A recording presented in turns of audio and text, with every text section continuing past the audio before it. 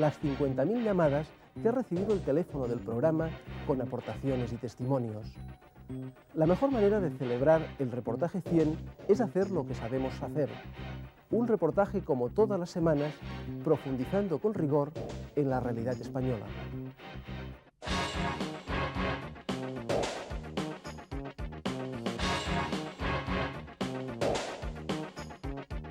España es uno de los 2 países más ricos del mundo en monumentos artísticos.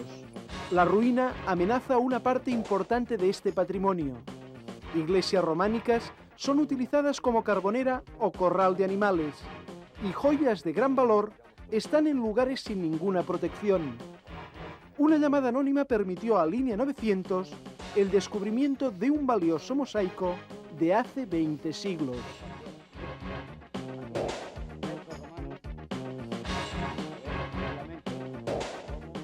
En los últimos meses se ha hablado mucho del alarmante estado de conservación de algunas joyas del arte medieval europeo, como las catedrales de Burgos y de León. Pero hoy en Línea 900 no queremos hablar de catedrales, sino de otros monumentos y tesoros artísticos que están olvidados y en peligro. Las 7 historias que les contamos forman parte de un panorama general en el que la escasez presupuestaria y otras negligencias hacen que parte del patrimonio monumental español se encuentre en estado ruinoso. Se lo contamos después de la pausa.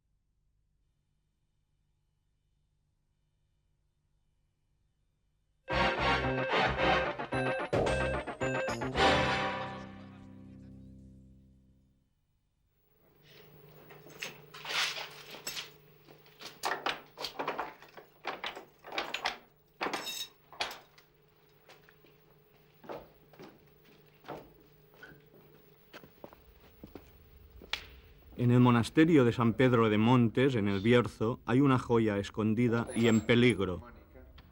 Una talla románica del siglo XII que representa al Cristo Salvador. ¿Y esto por qué no se restaura? ¿Con qué recursos vamos a restaurarla si no tenemos para pagar la luz? En esta iglesia no hay luz, no hay contador, porque los 7 habitantes no tenemos capacidad bastante para pagar el contador de la instalación. El monasterio de San Pedro de Montes hunde sus raíces en el siglo VII. Fue el primer enclave monástico del Bierzo. Junto al monasterio que le dio vida, el pueblo agoniza. Sus 7 habitantes ya no pueden garantizar la seguridad del recinto. Creo que si el pueblo muriese, el monasterio moriría con él, a falta de un guardián o alguien que pusiera orden en estas ruinas. Habitado durante 1200 años, los monjes fueron expulsados del monasterio a mediados del siglo pasado. Don Antolín, el párroco, nos guía por este paraje de desolación. El cura lucha para salvar el monasterio del olvido y la ruina total.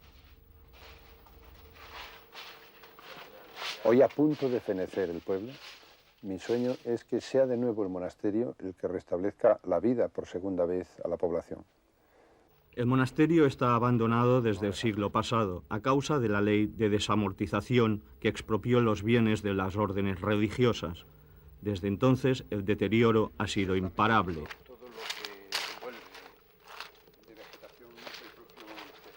¿Qué hace la Junta para este monasterio? En principio nada, es la historia de un gran abandono. La Junta aquí, pues, a pesar de que esto es monumento nacional desde 1931, no ha tenido actuaciones concretas. Sin duda alguna, el problema número 1 son las humedades. Basta observar un poco el retablo para ver Como en el ábside, precisamente, han ido cayendo las lluvias encima del retablo mayor y han ido estropeando un poco el estucado, deteriorando el oro y haciendo salir un poco todo el yeso que tiene la imprimación. En la sacristía se guarda un auténtico tesoro de casullas y otros ornamentos bordados en plata y oro. Todo está tal como los monjes lo abandonaron al ser expulsados. La mejor artesanía por los monjes. Sería una pena que todo esto se perdiese por la incuria de la propia administración y por el abandono, una vez que hayan faltado ya los pocos habitantes que en el pueblo quedan.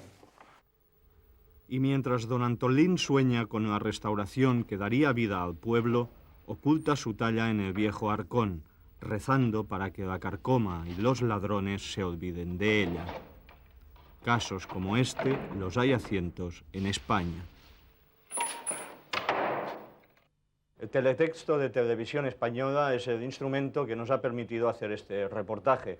Desde Línea 900 hicimos un llamamiento a los espectadores para conocer los monumentos deteriorados que tenían más cercanos y que más les preocupaban. El artista Javier Lozano contestó a nuestro llamamiento desde Zamora. Pues os llamé porque, pese a que Zamora tiene un patrimonio interesantísimo y muy grande, y en general no está mal cuidado del todo, hay algunos casos alarmantes y que sería interesante que a través de este programa pues las instituciones o las personas que les correspondiese tomasen en cuenta esos casos que quizá no sean excesivamente numerosos, pero sí alarmantes y sí importantes. La iglesia de San Leonardo es uno de los muchos templos románicos que hay en el centro de Zamora. Desde hace muchos años es un despacho de leña y carbón. Javier Lozano se enteró que el edificio estaba en venta.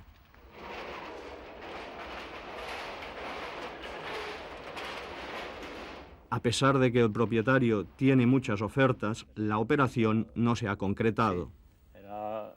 Se cayó y usted... Se hundió todo, se hundió y las vigas que tenemos todavía son las primitivas, ¿sabes? O sea, que las vigas que tienen esas grandes son las primitivas de la iglesia. Ya. ¿Y ustedes a quién le han intentado vender esto? ¿Han intentado, hecho gestiones con el ayuntamiento, con la Diputación, con el Ministerio de Cultura? Sí, no, lo más ha sido con el ayuntamiento porque fue el que se interesó enseguida. O sea, ¿Pero se interesó hace cuántos años? 12. ¿Y hace 12 años qué le pedían ustedes por este edificio? 12 millones. Don Manuel se siente orgulloso de que se interesen por su carbonería. Él nunca dio mucha importancia a las venerables piedras que cobijan su almacén. Ahora, retirado, la iglesia es un estorbo para él.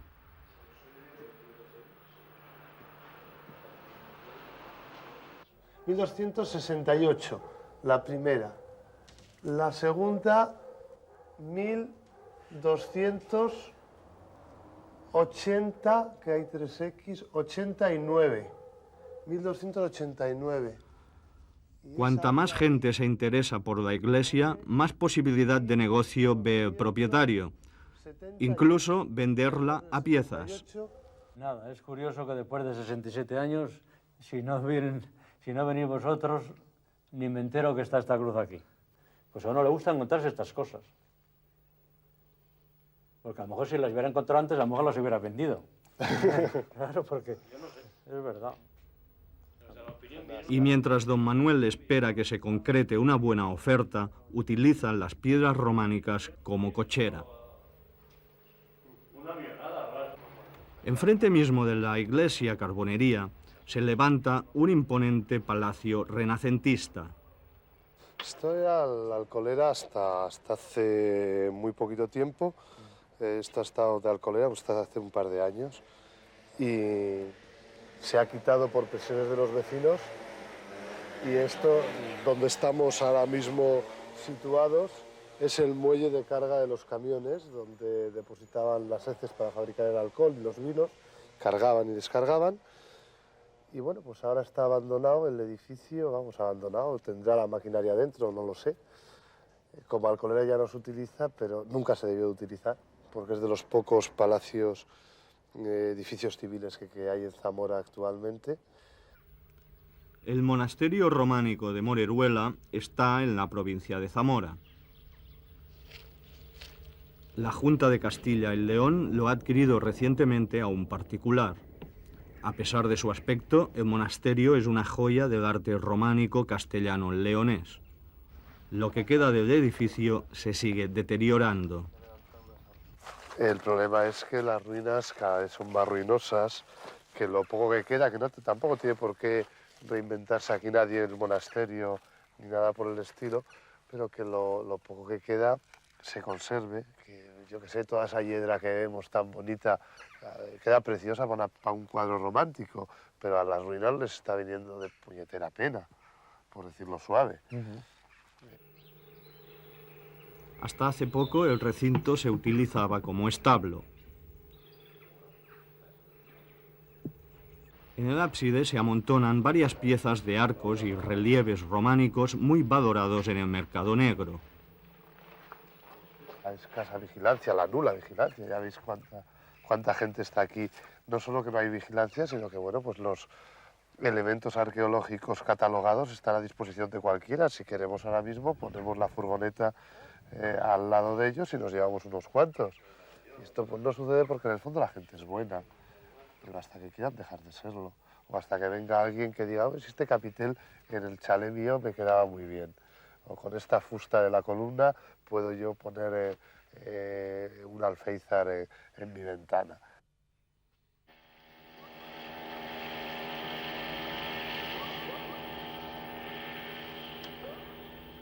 Ribas de Campos es un pueblo de la provincia de Palencia con 250 habitantes, la mayoría ancianos. Mari Carmen González es la alcaldesa. Nos llamó para denunciar los abusos que, según ella, comete una explotación ganadera con el monumento emblemático del pueblo, el monasterio de Santa Cruz de la Zarza.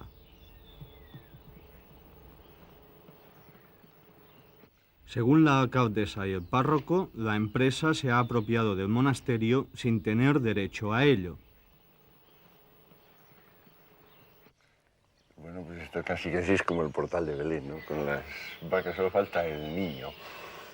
No, pero en serio, esta es una situación que clama al cielo, ¿no? Es decir, Don Jesús y la alcaldesa llevan años reclamando una solución a la Junta, pero no les hacen caso. Bellas Artes conoce esta situación, pero nos da la sensación de que le gusta que esto esté así porque no hemos visto ninguna reacción por su parte. ¿Y ahora el ayuntamiento no puede hacer nada? Yo supongo que podría hacer algo. No lo sé. Fuerza, mientras Patrimonio no nos apoye, que es el responsable directo, ahí está. La empresa ha construido unas naves vulnerando la ley de patrimonio. Los propietarios reconocen la ilegalidad, pero se reservan la fecha de derribo.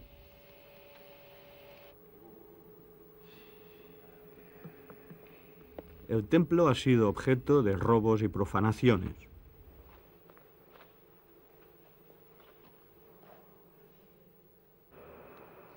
Pues probablemente fueran de un abad de este monasterio que estaba enterrado acá, ¿no? Esto es parte del... Me imagino que esto cuelga. Sí. Es parte del altar, que va ensartado así, allí. Más o menos. Que iría colocado, bueno, pues más o menos en esta posición, ¿no? No alcanzamos hasta arriba. Esto es lo que queda del retablo. Bueno, así quedan estas tres pinturas que representan la fe, la esperanza y la caridad. Bueno, como ves, están vacías los altares. ¿Ha sido robado o trasladado a la iglesia del pueblo? Ha sido trasladado, pero a otros sitios. A sitios desconocidos. Sí. No, ha sido trasladado entre comillas, cambiado de sitio. Probablemente estará en un sitio mucho más lucido, con menos telarañas y con menos suciedad. ¿No? Pero sí, esto se lo han llevado. En el pueblo no hay nada, ¿eh? En la sala capitular del monasterio se rodó una película ambientada en la Edad Media.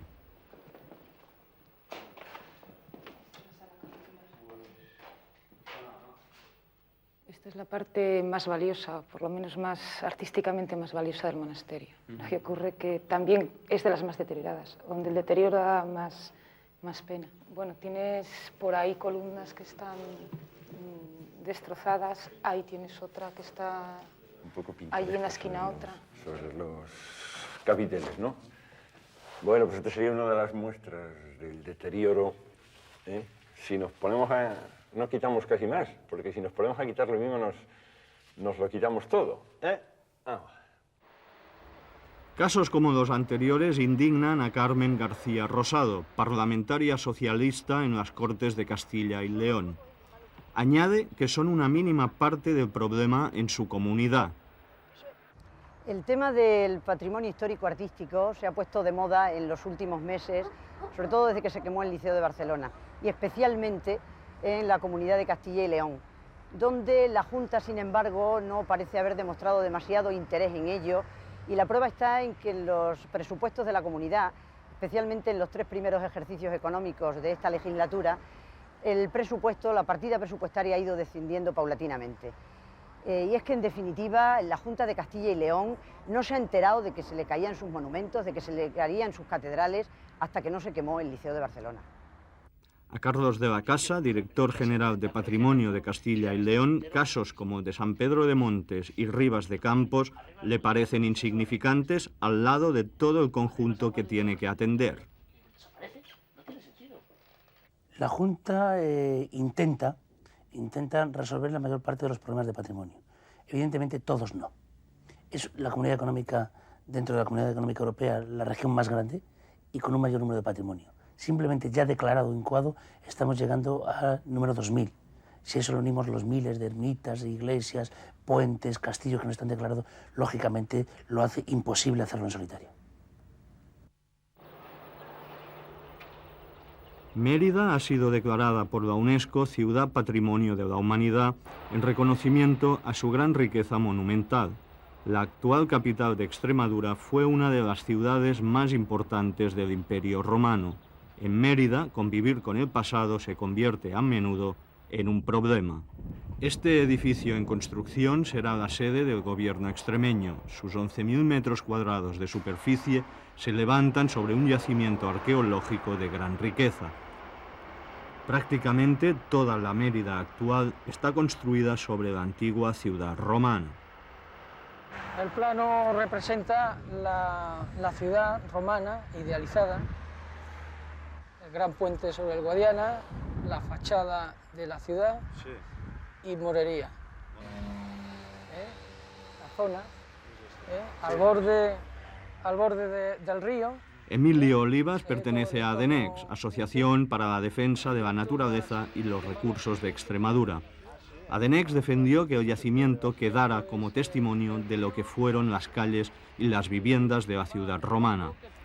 La Junta prefirió construir respetando al máximo los hallazgos.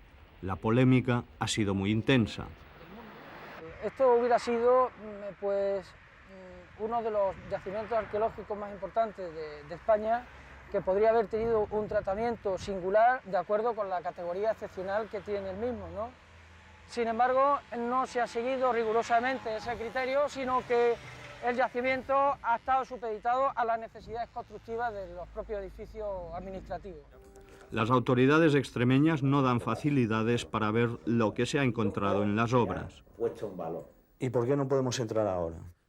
Ahora mismo no, simplemente porque no van a ver nada, porque precisamente para preservar esos restos arqueológicos está totalmente tapado de arena, los restos arqueológicos, las estructuras no van a ver nada, las estructuras están, bueno, pues unas están tapadas con plástico, otras tienen estructura de madera, está convenientemente ocultado, tapado, para que no sufra ningún deterioro de ningún accidente que se pueda dar en la construcción de la obra.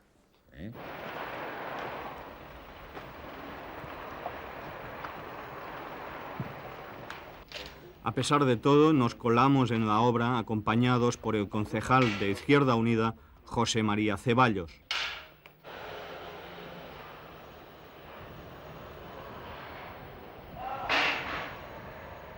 Esto es un pozo y aquí se puede ver parte del suelo de una de una habitación. Esto demuestra que esto tenía que haber sido parque arqueológico, y no haber hecho esta mole aquí arriba.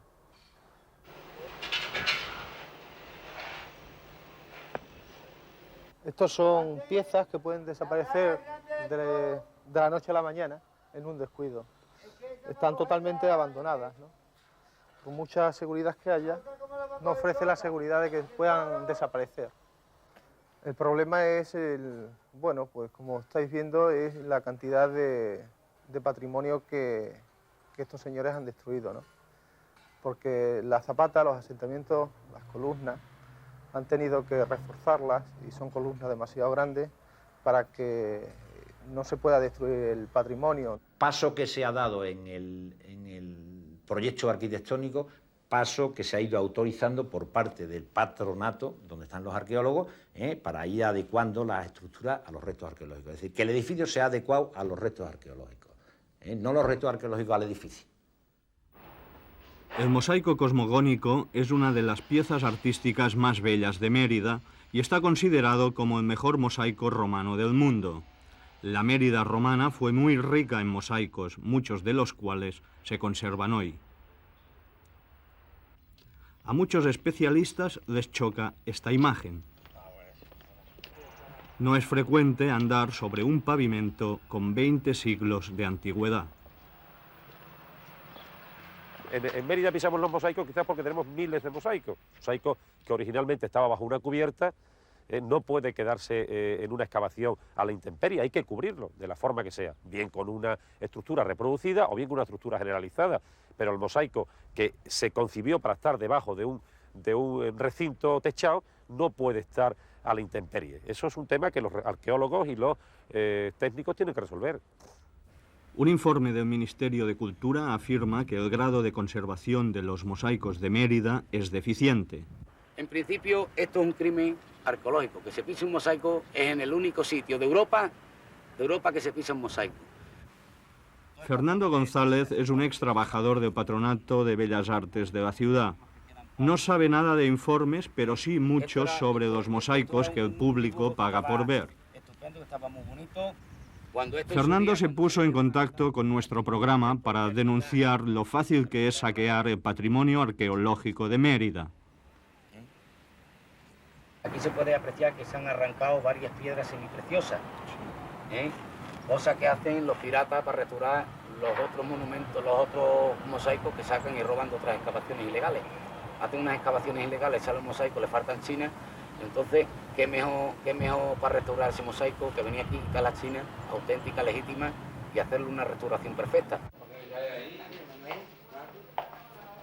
La Junta de Extremadura custodia en una caja de seguridad el tesoro de Valdeobispo, un conjunto de piezas de oro de gran valor histórico que fue incautado a unos supuestos saqueadores de objetos arqueológicos. Mérida es un centro importante del mercado negro de piezas procedentes de excavaciones clandestinas. En este almacén se depositan decenas de piezas incautadas por la policía a una banda de presuntos traficantes. Pese a los esfuerzos de las autoridades, las actividades ilegales de los buscadores de tesoros son frecuentes en Extremadura. Bueno, este instrumento que estamos viendo aquí es un detector de metales y como tal, si en un primer momento se utilizó como elemento para el arqueólogo para descubrir la densidad de ocupaciones y de yacimientos arqueológicos en la zona, ahora es el principal cáncer de la arqueología, ya que es utilizado por todos los expoliadores que intentan saquear esos yacimientos. En este campo de Valverde de Mérida, Fernando ha visto a mucha gente con detectores de metales rebuscando entre los restos de una villa romana. Esta es la entrada principal. Y por cierto, con no poco éxito.